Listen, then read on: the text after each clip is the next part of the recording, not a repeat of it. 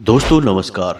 मकर राशि वाले मेरे मित्रों, आप सभी का आज के ज्योतिष के इस जीवन में महापरिवर्तन लाने वाले विशेष कार्यक्रम में बहुत बहुत स्वागत है। हृदय से अभिनंदन है। माता रानी आपकी हर एक मनोकामना पूरी करें और आपके हर एक कष्ट को इसी क्षण समाप्त करें, ऐसी हम माई से कामना करते हैं। दोस्तों, इस शिवरात्रि भोले बाबा ने आपकी अर्जी सुन ली है और आपके नसीब में लिख दिया है यह एक बहुत बड़ा चमत्कार। जी हाँ दोस्तों, इस शिवरात्रि के बाद आपके जीवन में आने वाला है एक बहुत बड़ा महापरिवर्तन और यह महापरिवर्तन भोले बाबा के आशीर्वाद से आने वाला है। दोस्तों याद रखना कि जब इंसान का नसीब बिगड़ जाता है, उसके भाग्य में कुछ लिखा नहीं होता है, केवल और केवल कष्ट और परेशानियां लिखे होते हैं। तब कालों के काल महाकाल ही हैं जो कि नसीब के लेखे को भी बदल सकते हैं, जातक के जीवन में खुशियां भर सकते हैं, हर एक कष्ट को काट सकते हैं। जी हाँ दोस्तों, तो अब आपकी बारी है। भोले बाबा ने आपकी सुन ली है और आपके नसीब में लिख दी हैं एक नहीं, दो नहीं, तीन बहुत बड़ी खुशियां। दोस्तों, आपको यह वीडियो अवश्य ही देखना चाहिए, क्योंकि जिसने भी इस वीडियो को मिस कर दिया वह इस संसार का सबसे दुर्भाग्यशाली इंसान कहा जाएगा, क्योंकि वह भोले बाबा के यानी महाकाल के आशीर्वाद से वंचित रह जाएगा। दोस्तों, आप ऐसी गलती बिल्कुल भी मत करना, क्योंकि हम आपको आपकी ग्रहों की चाल के बारे में बिल्कुल सही जानकारी देंगे। इसे भोले बाबा का चमत्कार ही कहेंगे, उनका आशीर्वाद ही कहेंगे कि अब आपकी राशि में बन गया है एक बेहद चमत्कारी योग। आपको इस योग की जानकारी होना बहुत आवश्यक है। इसी के साथ साथ आपको अद्भुत उपाय भी बताएंगे ताकि आप इस महायोग का, जो कि भोले बाबा का आशीर्वाद है और उनकी कृपा से बना है, आप इसका पूरा लाभ ले पाएंगे और अपने जीवन में खुशियां ही खुशियां भर पाएंगे। जी हाँ दोस्तों, हम आपको बता दें कि आपकी जिंदगी में एक बहुत ही सुनहरा अवसर आने वाला है। एकमात्र ऐसा मौका आपको मिलने जा रहा है जिसे आप ईश्वर का आशीर्वाद मान सकते हैं, जिस मौके में इतनी ताकत है कि यह आपकी जिंदगी को पूरी तरह से बदल कर रख देगा। जी हाँ दोस्तों, दुनिया की हर एक खुशी आपके कदमों में आने वाली है और ना केवल खुशियां बल्कि आपके शत्रु, आपके छुपे हुए दुश्मन, आपके अपनों में ही छुपे हुए शत्रु आपके सामने घुटनों पर बैठ जाएंगे और आपके सामने हार मान लेंगे। वैसे हम आपको बता दें कि अब पानी सिर के ऊपर से जा चुका है और अब समय आ गया है कि आपको भी अब कुछ न कुछ प्रयास करके कुछ न कुछ बड़ा करना होगा। और हम आपको बता दें कि अब जीवन आपको बहुत बड़ा मौका देने जा रहा है। इस अवसर को दोस्तों बिल्कुल भी मिस मत कर देना, अन्यथा आप अपने जीवन की सबसे बड़ी भूल करेंगे। तो हमारा आपसे बस इतना कहना है कि वीडियो को आपको पूरा देखना है। वीडियो में बताई गई एक एक बात केवल और केवल आपके जीवन को बदलने के लिए बताई जा रही है और आपके जिंदगी से जुड़ी हुई है। आगे जो भी हम आपको वीडियो में बताने जा रहे हैं वह केवल आपके जीवन की घटना है, आपकी व्यक्तिगत बातें हैं। जी हाँ दोस्तों, इस अवसर को एक खजाना ही कहेंगे, क्योंकि यह आपके लिए बहुत कुछ लेकर आया है। तो वीडियो को पूरा देखें और ठंडे दिमाग से एकदम अकेले में शांत मन के साथ देखें, ताकि हर एक बात जो हम आपको बताने जा रहे हैं वे आपको अच्छी तरह से दिमाग में बैठ जाएं और आप उन्हें अपने जीवन में उतार पाएं। कुछ चीज़ें बहुत ही गहरी होने जा रही हैं, तो हो सकता है कि आपको एक बार में अच्छी तरह से समझ में ना आए, तो आप उन्हें दोबारा देखकर अच्छी तरह से समझ लें। और कुछ जगहों पर आपको कॉपी और पेन की आवश्यकता भी रहेगी दोस्तों, क्योंकि हम आपको कुछ ऐसी गुप्त और रहस्यमयी बातें बताएंगे जिन्हें लोग पैसे लेकर दूसरों को बताते हैं। हम आपको केवल जन कल्याण के लिए बता रहे हैं, आपके उद्धार के लिए बता रहे हैं। तो उन गुप्त बातों को, उन गुप्त रहस्यों और मंत्रों को नोट करने के लिए कॉपी पेन भी तैयार करके बैठे दोस्तों। तो चलिए आज की इस महत्वपूर्ण ज्ञानवर्धक वीडियो की शुरुआत करें, लेकिन इससे पहले आपसे एक निवेदन है कि कमेंट में पूरे भक्ति भाव के साथ माई को पूरे दिल से याद करते हुए जय मां भद्रकाली कृपा करो एक बार नहीं 3 बार लिखना दोस्तों। अरे अपनी माई के लिए इतना नहीं कर सकते क्या? एक बार नहीं 3 बार लिखो दोस्तों, इसमें क्या पैसे लग रहे हैं? करिए ऐसा। जब आप ऐसा करेंगे तभी तो भाव आपका और गहरा होगा और माई की कृपा आपकी ओर आएगी, माई का प्रेम आपको मिलेगा और इसी प्रेम के लिए तो पूरी दुनिया तरस रही है। आपको यह प्रेम चाहिए तो बस इतना सा कार्य करिए। हमने माई की वर्षों सेवा की है और हम जानते हैं कि इसी प्रकार माई की कृपा प्राप्त होती है। तो बस लिख डालिए और साथ ही साथ अपना नाम और अपना स्थान भी लिखना, क्योंकि हमारे यहाँ जो सर्व मनोकामना पूर्ति हवन किया जाता है शनिवार के दिन, उस हवन में हम आपके नाम से आहुतियाँ करवा देंगे। साथ ही साथ माई के दिव्य दरबार में आपके नाम से अर्जी भी लग जाएगी। इससे माई का ध्यान आपकी ओर जाएगा, आपके जीवन में माई की सत कृपा प्रवेश कर जाएगी और आपका जीवन सरल हो जाएगा। दोस्तों, यह धर्म का कार्य है, माँ का कार्य है, इसमें बिल्कुल भी पीछे ना हटें, चढ़ बढ़ कर साथ दें और आगे आएं, तभी तो आपके जीवन में बदलाव आएंगे। उम्मीद है आप हमारे भाव को समझ रहे होंगे। दोस्तों, जब हम वीडियो आपके लिए रिकॉर्ड करने के लिए बैठते हैं ना, तो हम कभी यह नहीं सोचते कि आपके लिए इस विषय पर उस विषय पर वीडियो बना देते हैं। यह तो माई का आशीर्वाद है कि वही विचार देती हैं और हम बोलते चले जाते हैं। बस ज्ञान हम जरूर एकत्रित करते हैं अलग अलग शास्त्रों को और अलग अलग किताबों को पढ़ने के बाद, ताकि आपको सर्वोत्तम ज्ञान हासिल हो। लेकिन अन्य जो विचार हैं वे माई की देन होते हैं। तो ऐसे में कभी कभी यह हो जाता है कि वीडियो हमारा लंबा हो जाता है, तो आप इससे परेशान ना हो दोस्तों। अंत में सब कुछ जो आपको प्राप्त होगा वह सर्वोत्तम और शुद्ध होगा और आपके जीवन में चमत्कारी बदलाव लाने वाला होगा, क्योंकि हमारा प्रयास बेहद सच्चा होता है और दिल से किया गया होता है। दोस्तों, हम केवल हवाई बातें नहीं करते, फॉर्मेलिटी नहीं करते हैं, सच में आपकी मदद करना चाहते हैं। तो चलिए दोस्तों, अपने मूल विषय पर आते हैं। अब हम आपको यह बताने जा रहे हैं कि कौन सा है वह विशेष मौका, वह विशेष अवसर जो जीवन में केवल और केवल एक बार मिलता है और आपकी राशि के जातकों को भी यह अवसर एक बार ही मिलने वाला है और वह समय अब आने वाला है। जी हाँ दोस्तों, तो आपको ध्यान से हर एक बात को समझना है, बिल्कुल भी अपने ध्यान को भटकने नहीं देना है। दोस्तों, समझिए कि जब विशेष अवसर होता है तब ही कार्य करने का समय भी होता है। जैसे कि लोहा जब पूरी तरह से लाल होता है तभी उस पर चोट मारने का समय भी होता है, क्योंकि उस समय मारी गई हर एक चोट लोहे पर गहरा निशान बनाती है। दोस्तों, वैसे ही उचित समय पर किया गया कार्य या फिर यूं कहें कि उपाय या फिर कोई क्रिया आपके जीवन में बहुत बड़ी बदलाव लेकर आएगी और आपके जीवन भर उसका असर दिखाई देता रहेगा। तो ऐसे समय को कभी भी गंवाना नहीं चाहिए। तो कौन सा है वह समय, यह हम आपको बताने जा रहे हैं। साथ ही साथ आपको इस समय का पूरा लाभ लेने के लिए क्या क्या करना चाहिए, इन सब बातों के बारे में भी आपको पूरे विस्तार के साथ बताएंगे। दोस्तों, पूरे धैर्य के साथ आपको वीडियो को देखना है। हो सकता है कि वीडियो थोड़ी सी लंबी हो जाए, लेकिन ज्ञान की बातें जानने के लिए थोड़ा सा समय देने में कोई बुराई नहीं है दोस्तों। तो दोस्तों, हम आपको बता दें कि समय जब सकारात्मक होता है और आपको कुछ देना चाहता है, या यूं कहें कि भगवान आपको जब कुछ देना चाहते हैं, तो उसके लिए आपको भी इस बात की पात्रता होनी चाहिए कि जो भगवान आपको देना चाहते हैं वह आप ले पाएंगे, धारण कर पाएंगे कि नहीं। जी हाँ दोस्तों, आप समझ रहे होंगे कि कोई आपको कुछ देना चाहता है और यदि आपके पास पात्र ही नहीं है, या फिर आपके पास जो पात्र है वह छोटा है, टूटा है या उल्टा सीधा है, तो जो सामने वाला देना चाह रहा है वह आप कैसे ले पाएंगे। दोस्तों, इसे ही हम पात्रता होना कहते हैं।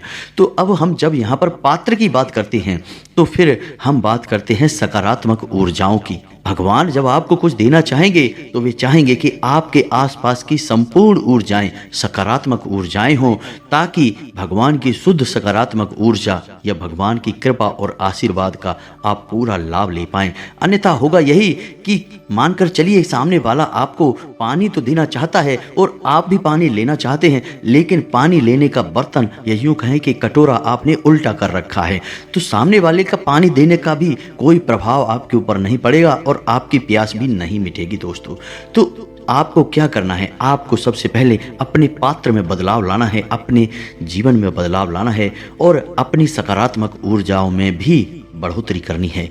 अब यह आप कैसे करेंगे दोस्तों? यह बहुत ही आवश्यक प्रश्न है जो आपके लिए इस वक्त तैयार खड़ा हुआ है और इसी पर आपको कार्य करना है। फिर समय जो आपके लिए अनुकूल होने जा रहा है, विशेष योग बन रहे हैं, विशेष अवसर बन रहे हैं, उनका लाभ आपको अपने आप मिल जाएगा दोस्तों। फिर आपको कुछ करने की आवश्यकता नहीं है, आपको बस अपनी पात्रता को मजबूत करना है। उम्मीद है कि आप समझ रहे होंगे कि हम आपसे क्या कहना चाहते हैं। तो आपको काम करना है अपने आसपास की ऊर्जाओं पर और उन्हें पूरी तरह से सकारात्मक ऊर्जाओं में बदल देना है। तो अब इसके लिए आपको 3 जगह पर बड़े बदलाव लेकर आने होंगे। जी हाँ दोस्तों, सबसे पहला बदलाव आपके घर में आपको लाना होगा। दूसरा बदलाव आपके स्वयं के चरित्र में और आपके स्वयं के शरीर में आपको लाना होगा। और तीसरा बदलाव आपकी संगत में, आपकी जो उठक बैठक है, जिनके साथ आप रहते हैं, उन लोगों में लाना होगा। क्योंकि एक इंसान के जीवन में प्रभाव सबसे अधिक इन्हीं 3 जगहों का रहता है। यानी कि वह किस तरह के वस्त्र पहनता है, किस तरह का भोजन ग्रहण करता है, इसका प्रभाव उसके अपने चरित्र पर रहता है, अपने शरीर पर रहता है। किस तरह के घर में रहता है, घर की ऊर्जाएं कैसी हैं, इसका प्रभाव उसके जीवन में रहता है। और किस प्रकार के लोगों के साथ वह उठता बैठता है, इसका प्रभाव उसकी उन्नति पर, उसके जीवन के विकास पर रहता है। जी हाँ दोस्तों, तो आपको 3 जगहों पर बड़े बदलाव लाने होंगे। सबसे पहले कार्य करेंगे आपके घर की ऊर्जाओं को सकारात्मक ऊर्जाओं में बदलने के लिए। तो आप समझिए कि आपके घर में 3 ऐसे स्थान हैं जिन्हें बहुत ही शुद्ध होना चाहिए और सकारात्मक होना चाहिए। जी हाँ दोस्तों, कौन से हैं वो 3 स्थान? आप ध्यान से सुनिए। हम हर एक बात जो आपको बता रहे हैं वह शास्त्रीय पद्धति पर प्रमाणित है और ज्योतिषीय आकलन पर आधारित है। तो आप इनके ऊपर शक बिल्कुल भी मत करना। जी हाँ दोस्तों, हम जो भी बात आपको बता रहे हैं वह 100% आपके जीवन पर आधारित है। तो ध्यान से सुनिए। आपके जीवन में, आपके घर में 3 बहुत ही विशेष स्थान हैं जिनका बेहद पवित्र होना आपके लिए आवश्यक है। तभी आपके घर की संपूर्ण ऊर्जा सकारात्मक हो पाएगी और आपका जीवन भी सकारात्मक हो पाएगा। तो ध्यान से सुनिए कौन से हैं वो 3 स्थान। सबसे पहला स्थान है आपके घर का ईशान कोण। ईशान कोण का मतलब होता है भगवान का कोण या भगवान की दिशा। और ईश स्वयं भगवान भोलेनाथ को कहा जाता है और ईश का दूसरा अर्थ भगवान ही होता है। संस्कृत में ईश के 2 अर्थ होते हैं। तो आप समझ गए कि इस कोण का या इस दिशा का कितना बड़ा महत्व है। अब आपके घर में यह कोण कहाँ पर है? ध्यान से सुनिए। पूर्व और उत्तर दिशा के ठीक बीचों बीच में एक कोना बनता है और यही कोना होता है ईशान कोण। तो आप देखिए आपके घर के ईशान कोण की स्थिति क्या है। क्या वहाँ पर कोई भारी सामान रखा हुआ है? क्या वहाँ पर किसी प्रकार की गंदगी है? क्या वहाँ पर अंधेरा रहता है? क्या वहाँ पर मकड़ी के जाले लगे हुए हैं? क्या वहाँ पर प्रकाश की संपूर्ण व्यवस्था होती है या नहीं? आपका ईशान कोण बिल्कुल साफ सुथरा होना चाहिए, दैवीय होना चाहिए, उसमें से खुशबुएं आनी चाहिए। भगवान की प्रतिमा, फोटो या फिर भगवान के नाम का कोई पौधा वहाँ पर अवश्य होना चाहिए। जैसे कि तुलसी का पौधा लगा सकते हो, जैसे कि शमी पत्र का पौधा, बेल पत्र का पौधा या जो भी दैवीय पौधा आप चाहें, केले का पौधा भी लगा सकते हैं। तो भगवान के नाम का वहाँ पर कोई ना कोई प्रतीक अवश्य होना चाहिए। वह भगवान का ही कोना है दोस्तों। भूल कर भी वहाँ गंदगी ना होने दें, भूल कर भी वहाँ मकड़ी के जाले ना लगने दें और वहाँ पर प्रकाश की पूर्ण व्यवस्था होनी चाहिए। अब किसी व्यक्ति का वहाँ पर कोई कमरा हो गया तो वह क्या करेगा? वहाँ प्रकाश कैसे होगा? तो वहाँ से सूर्य का प्रकाश तो नहीं आ सकता, लेकिन आप वहाँ पर एक तेज रोशनी वाला बल्ब तो लगा ही सकते हैं दोस्तों।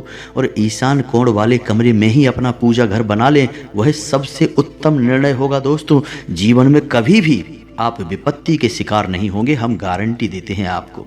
बस ईशान कोण की रक्षा करनी है आपको। दुष्ट आत्माएं, नकारात्मक शक्तियां आपको ऐसी मानसिकता देंगी कि आपका ईशान कोण दूषित हो जाएगा, क्योंकि यहीं से तो उनका आपके घर में प्रवेश करने का रास्ता बनेगा दोस्तों। तो आप समझिए ईशान कोण का महत्व बहुत अधिक है। तो उम्मीद है आप समझ गए होंगे कि ईशान कोण कितना शक्तिशाली है। अब बात करते हैं ब्रह्म स्थान की। जी हाँ दोस्तों, यह दूसरा सबसे महत्वपूर्ण स्थान है। दोस्तों आपको देखना है कि आपके घर के ब्रह्म स्थान में कोई गड्ढा तो नहीं है, आपके घर के ब्रह्म स्थान में कोई गंदगी तो नहीं है, कोई भारी सामान तो नहीं रखा हुआ है, पानी तो नहीं भरा रहता है, या फिर जूते चप्पल वगैरह तो नहीं उतरे रहते हैं, या किसी भी अन्य प्रकार की गंदगी या किसी भी अन्य प्रकार का टूटा फटा सामान, यानी कि जिसे हम त्याग देते हैं, वैसा कोई सामान तो नहीं पड़ा रहता है। ऐसी कोई भी चीज़ आपके घर के ब्रह्म स्थान में नहीं होनी चाहिए। आपके घर का ब्रह्म स्थान भी खाली होना चाहिए। पुराने जमाने में जब लोग घर बनवाते थे तो घर के आंगन को विशेष तौर पर केंद्र में बनवाते थे और बड़ा बनवाते थे और उसे हमेशा खाली रखते थे। केवल एक चीज घर के आंगन में सबसे ज्यादा शक्तिशाली होती है, ऊर्जावान होती है, वह है तुलसी का पौधा, जो घर के ब्रह्मस्थान में ठीक बीचों बीच में होना चाहिए। यह आपके घर का केंद्र है और नाम से ही आप समझिए दोस्तों, यह ब्रह्म का स्थान है, यह स्वयं भगवान का स्थान है। यानी कि आपके घर में दो स्थान ऐसे हो गए हैं जहां पर भगवान का वास होता है। तो आपका घर का ब्रह्म स्थान आप देखिए, वहां पर किसी भी प्रकार की गंदगी मत होने दीजिए और वहां पर प्रकाश की पूर्ण व्यवस्था होनी चाहिए। और सबसे बड़ी बात कि देवी देवताओं से जुड़ा हुआ कोई एक प्रतीक तो कम से कम ब्रह्म स्थान में होना ही चाहिए। अब बात करते हैं तीसरा सबसे महत्वपूर्ण आपके घर का स्थान, जो आपके जीवन की ऊर्जाओं को सकारात्मक ऊर्जा में बदलने का कार्य करता है। तो अब तीसरा स्थान, ध्यान से सुनिए, घर का तीसरा सबसे महत्वपूर्ण स्थान है वह कमरा जहां पर आप सोते हैं, आपका शयन कक्ष या फिर बेडरूम। यह सबसे महत्वपूर्ण स्थान है। अब कैसे दोस्तों, ध्यान से समझिए। इस कमरे में आप कब आते हैं, विचार करके देखिए। जब आप थके हारे होते हैं, संसार से सारी लड़ाइयाँ लड़कर वापस आते हैं, तब आप इस कमरे में आते हैं। और इस कमरे में क्या होता है, आप इस कमरे में आते ही पूर्ण रूप से आराम की मुद्रा में चले जाते हैं, रिलैक्स हो जाते हैं, ठंडे हो जाते हैं। और फिर आप जब सोते हैं तो उसके बाद आपकी सारी थकान चली जाती है, आप बिल्कुल से तरोताज़ा हो जाते हैं, ऊर्जावान हो जाते हैं। यानी कि यह वो स्थान है जो आपकी हर एक पीड़ा को हर लेता है और आपके अंदर एक नई सकारात्मक ऊर्जा को भर देता है। तो आप समझिए कि यह कितना दिव्य स्थान हुआ। लेकिन आपके शयन कक्ष की कुछ सीमाएं हैं, कुछ बाधाएं हैं, जिन्हें आपको समझना बहुत आवश्यक है। यदि आपने इसमें कुछ गलतियां कर दी तो आपकी ना तो नींद पूरी होगी, ना ही आपके जीवन में सकारात्मक ऊर्जा का प्रवेश होगा। ईश्वर की कृपा का कोई प्रवेश आपके जीवन में नहीं होगा। तो अब समझिए कि सीमाएं और बाधाएं क्या हैं, सारी बातें आपको विस्तार से बताते हैं। पहली बात कि आपके शयन कक्ष में किसी भी देवी देवता की कोई भी फोटो या मूर्ति भूल कर भी नहीं होनी चाहिए। आपका शयन कक्ष एक बेहद ही गुप्त और बहुत ही निजी स्थान है। यहाँ देवी देवताओं की कोई भी व्यवस्था नहीं होनी चाहिए। देवताओं की पवित्रता यहाँ पर भंग हो जाती है। दूसरा कि आपके सोने के स्थान पर यानी कि आपके शयन कक्ष में कोई नुकीला सामान नहीं होना चाहिए, झाड़ू नहीं होनी चाहिए और आपके बिस्तर के नीचे आपके जूते चप्पल नहीं होने चाहिए, झाड़ू नहीं होनी चाहिए, गंदगी नहीं होनी चाहिए। आपके शयन कक्ष में मकड़ी के जाले नहीं होने चाहिए, रोशनी की पर्याप्त व्यवस्था होनी चाहिए, हवा के आवागमन के लिए खिड़की अवश्य होनी चाहिए, बेहद ही आवश्यक है दोस्तों। इसका ज्योतिष और वास्तु में बहुत बड़ा महत्व है। और इन सबसे महत्वपूर्ण बात दोस्तों कि आप किस दिशा में सिर करके सोते हैं। जी हाँ दोस्तों, यह बहुत ही आवश्यक है। यदि आप उत्तर दिशा की ओर सिर करके सोते हैं तो आपकी आयु कम होती है, आपके शरीर में पीड़ाएं रहती हैं, तबीयत आपकी हमेशा खराब बनी रहती है और आपकी विचारधारा भी कमजोर होती है, आपके निर्णय कमजोर होते हैं और गलत साबित होते हैं। ठीक इसी प्रकार यदि आप पश्चिम दिशा की ओर सिर करके सोते हैं तो आप आलसी होते हैं, आपका काम में मन नहीं लगता है, आपकी ऊर्जा हमेशा कम रहती है, आप थके थके से रहते हैं और हर वक्त आप काम को टालने की मुद्रा में रहते हैं। आपके काम में तरक्की नहीं होती है, व्यापार में आपको नुकसान घाटा होता है और कर्जा बढ़ने लगता है। जी हाँ दोस्तों, तो आपको सोने की सर्वोत्तम दिशा कौन सी है? पहली दिशा है कि दक्षिण की ओर सिर करके सोना। जी हाँ दोस्तों, यह सर्वोत्तम दिशा है। जो इंसान दक्षिण की ओर सिर करके सोता है वह हमेशा निरोगी रहता है, वह हमेशा स्वस्थ रहता है, उसके शरीर में कोई रोग नहीं होता, हमेशा नई ऊर्जा का संचार होता है और उसके द्वारा लिए गए हर एक निर्णय सही साबित होते हैं और उसे जीवन में उन्नति और तरक्की प्राप्त होती है। ठीक इसी प्रकार दूसरी सर्वोत्तम दिशा है पूर्व की ओर सिर करके सोना। जो इंसान पूर्व की ओर सिर करके सोता है वह हमेशा ऊर्जावान रहता है, उसके चेहरे पर एक अनोखा तेज रहता है और उसका आत्मविश्वास बढ़ा हुआ रहता है। और सबसे बड़ी बात दोस्तों कि वह जिस भी कार्य को प्रारंभ करता है उसे खत्म करके ही दम लेता है, बीच में कभी उस कार्य को छोड़ता नहीं है। तो आपको भी अपने सोने की दिशा तय करनी होगी। आप कभी भी उत्तर दिशा की ओर या पश्चिम दिशा की ओर सिर करके नहीं सोएंगे। यदि आपके कमरे में बेडरूम में खिड़की है तो ठीक खिड़की के बगल से आपका बेड या फिर आपका सोने का पलंग नहीं होना चाहिए, उससे दूरी बनाकर रखें। बस इन सब बातों को आपको ध्यान से समझना है, यही कार्य आपको अपने घर में करना है। अब बात करते हैं आपके स्वयं के कार्य की। घर के कार्य तो आपने कर लिए, अब आपके घर की ऊर्जाएं पूर्ण रूप से सकारात्मक हो गई हैं। अब आपको अपने ऊपर कार्य करने हैं। तो दोस्तों, आपको अपने ऊपर क्या कार्य करने होंगे? सबसे पहला कार्य आपको अपने ऊपर यह करना है कि हमेशा आपको सूर्योदय से पहले जागना है। यही आपके लिए सबसे महत्वपूर्ण कार्य है। और दोस्तों, आपकी राशि के जातकों के लिए सूर्य को अर्घ देना बेहद ही अनिवार्य है। ये बात आप पक्के तौर पर मानकर चलिए।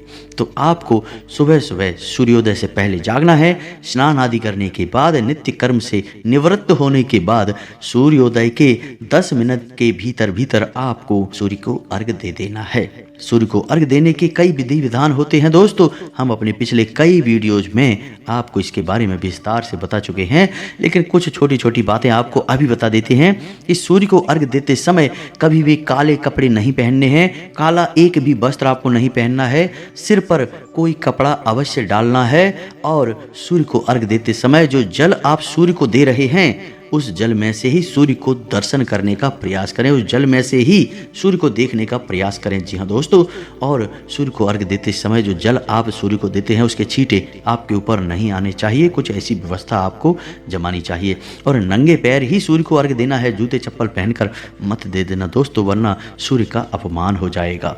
बस ये छोटी छोटी सी बातें हैं। ओम घृणी सूर्याय नमः, इस मंत्र का आपको जाप भी करना है। इस मंत्र के जाप करते करते सूर्य को अर्घ देते हुए यदि आप जाएंगे तो आपके व्यापार में चल रही बाधाएं समाप्त होंगी, रुपए पैसे को लेकर समस्याएं समाप्त होंगी, और सबसे बड़ी बात कि आपका आत्मसम्मान और आपका आत्मविश्वास दोनों ही 7वें आसमान पर होगा दोस्तों।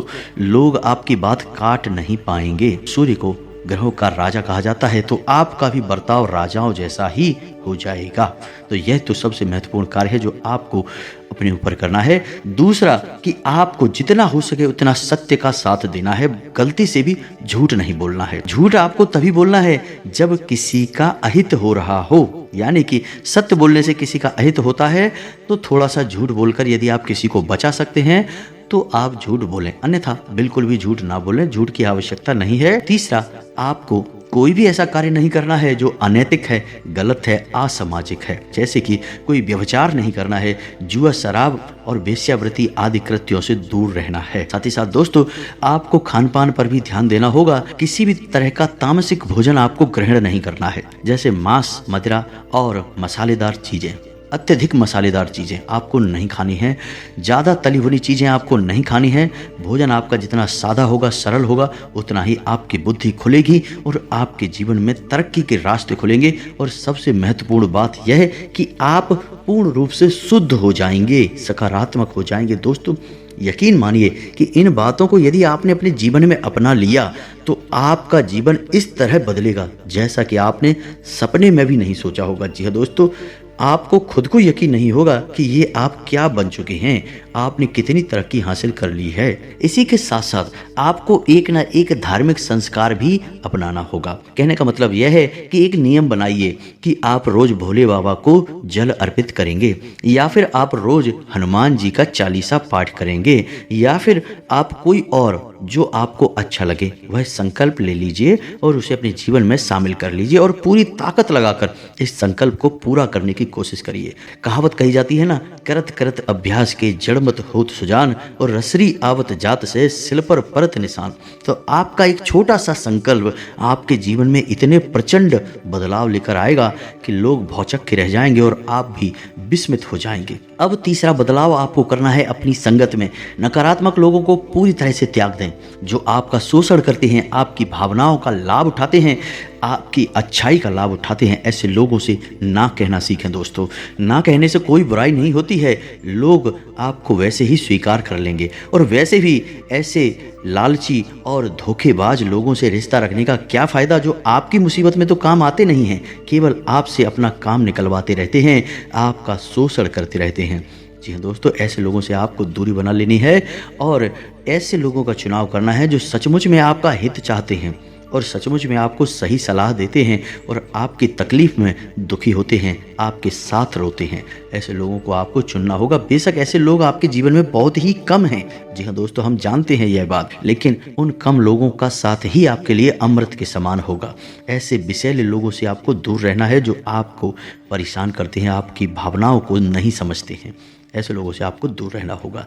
बस दोस्तों, ये 3 जगहों पर आपने कार्य कर लिया तो अब आपके जीवन में जो योग बनने जा रहा है वह योग आपको बहुत अधिक लाभ देने वाला है। जी हाँ दोस्तों, तो अब ध्यान से सुनिए। अब वीडियो में सबसे महत्वपूर्ण बात हम आपको बताने जा रहे हैं। हम उस योग के बारे में खुलासा करने जा रहे हैं जो आपके जीवन में बहुत ही चमत्कारी बदलाव लेकर आने वाला है। अगले 3 से 5 दिनों के बीच यह घटना घटेगी और यह घटना आपके जीवन को बदल कर रख देगी। 2 ग्रहों की चाल ऐसी बन रही है जो आपकी राशि में आपको सीधे तौर पर बड़े चमत्कारी फायदे देने जा रही है। तो ध्यान से सुनिए इस योग के बारे में। ज्योतिष शास्त्र में जब गुरु के साथ चंद्रमा एक ही घर में विराजमान होते हैं तो एक योग बनता है जिसे हम गज केसरी योग कहते हैं। क्योंकि दोस्तों, गुरु और चंद्रमा दोनों ही शुभ ग्रह हैं, जातक को श्रेष्ठतम लाभ पहुंचाते हैं, तो आपको भी यह विशेष लाभ पहुंचाने जा रहा है। अगले 48 घंटों में यह योग बनने जा रहा है और इस योग के बनने से जातक को जीवन में राजयोग तक का निर्माण हो जाता है। जी हाँ दोस्तों, यह बहुत ही विशेष योग होता है। इस योग का मतलब यह है कि हाथी के ऊपर शेर बैठा हुआ है, इसीलिए इसका नाम गज केसरी योग होता है। दोस्तों, इसका विशेष लाभ आपको हासिल करने के लिए आपको अपनी रिंग फिंगर में, जिसे हम अनामिका उंगली कहते हैं, उस उंगली में आपको एक चांदी का कड़ा पहनना चाहिए। साथ ही साथ दोस्तों, आपको गुरुवार के दिन केले की जड़ का पूजन करना चाहिए और भगवान श्री हरि विष्णु की माता लक्ष्मी के साथ पूजा आराधना करनी चाहिए और 7 गुरुवार व्रत रहने का एक संकल्प भी ले लेना चाहिए। बस इतना सा करने से आप चमत्कारी बदलाव महसूस करेंगे। अगले 48 घंटों में आपका जीवन बदलने जा रहा है। यकीन मानिए कि आपके जीवन में बहुत ही जबरदस्त चमत्कारी बदलाव आ जाएंगे। बस शर्त यही है कि आपको अपनी पात्रता बढ़ानी होगी। आपको अपने जीवन में अपने घर, अपनी संगत और अपने स्वयं के ऊपर कार्य करना होगा। अन्यथा इस योग का फल तो मिलेगा लेकिन बहुत ही कम, यानी कि इसका अंश कम होता चला जाएगा। आपकी सकारात्मकता के ऊपर ही सब कुछ निर्भर करेगा, आपके प्रयासों के ऊपर ही सब कुछ निर्भर करेगा। दोस्तों, यदि आपका कोई प्रश्न बनता है तो आप कमेंट करके पूछें, हम आपके प्रश्नों के जवाब देने की पूरी कोशिश करेंगे। साथ ही साथ दोस्तों, कमेंट में पूरे भक्तिभाव के साथ जय माँ भद्रकाली रक्षा करो, जय माँ भद्रकाली कृपा करो अवश्य लिखें। माता आपके ऊपर दया दृष्टि करेंगी, आपका जीवन सुंदर और सरल बन जाएगा। दोस्तों, इसी के साथ साथ आज के इस वीडियो को विराम देते हैं। मिलते हैं अगले ज्ञानवर्धक वीडियो में। तब तक के लिए धन्यवाद। जय माता की।